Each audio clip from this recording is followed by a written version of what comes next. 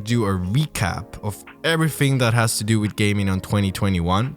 Mostly going on our favorite games and the community's favorite games. We're in a pandemic that we thought would be over in a few months, and it became 2 years. We're still there. And gladly, positively, gaming became something that was introduced to a lot of people during the pandemic as a way to stay in touch, as a way to just make friends. And bringing people together. Meet new people. But yeah, so we're just gonna jump right in with some games. And the first one that comes to mind is Resident Evil 8. What a game. That was so amazing. In my opinion, Resident Evil 8 was definitely the game of the year. I mean, I was watching the Game of the Year awards, and when It Takes Two got the award, I was so happy.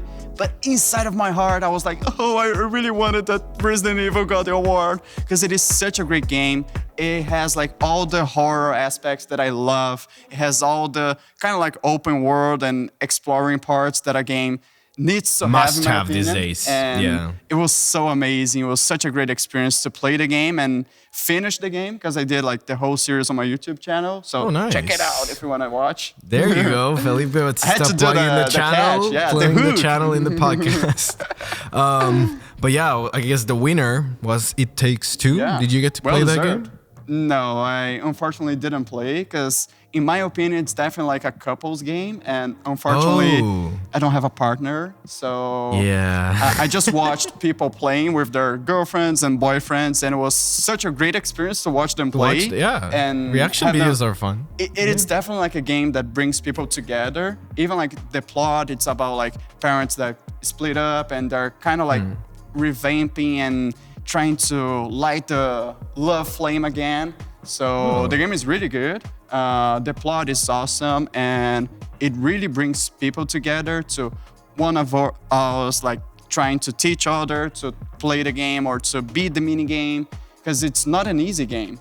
Like if you see, and it kind of looks like a super casual game, but definitely it has its own like difficulties. And I mean, I just love the guy. Like the director of the game, he's amazing. No, and we've seen this is a very unusual type of game for what we are used to having in the top 5, you know?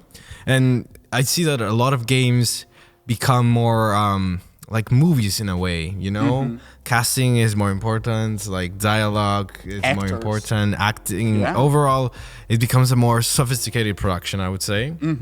So definitely well-deserved. It Takes Two. Even though we loved Resident Evil.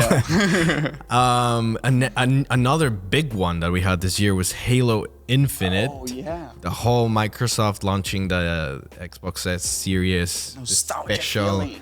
Yeah, that's a flagship game. If you ask me, if you mention Microsoft and gaming, Halo, right? Oh. And the song, of course, the song comes in. But yeah, that game came out up to everyone's expectations. I did get to play it. Yeah, I played the multiplayer. I haven't checked the campaign. I did watch some streams, like Lyric playing the game. But overall, the multiplayer feels great. All the experience is definitely like the nostalgia that you feel like playing Halo. All the sound effects, all the customization options of you customizing your own like suit, your own AI, your own colors. It was great. Yeah, I love when you can jump, those guns that you jump and then you can like, you freeze in the air and you can shoot. And then talking about nostalgia, I get another game that came back was Back 4 Blood. Ooh. That was a game from like, how many years ago? Maybe like 15. Oh, yeah, the game came back. I saw a lot of publicity towards it too. They took it very seriously to make it like very similar to the original, but at the same time, not. But also it is, but also it's not. Yeah, it's like you feel familiar, you feel comfortable, but it's a new game. For sure, it's a new game. It's such a great game to play with your friends, feel your squad, and just like jump in the game, killing a bunch of zombies. And who else doesn't like to kill zombies? I think so. Yeah. But definitely we saw a bit more diversity than other years this year in games. Also Battlefield. Battlefield launched and it wasn't that great.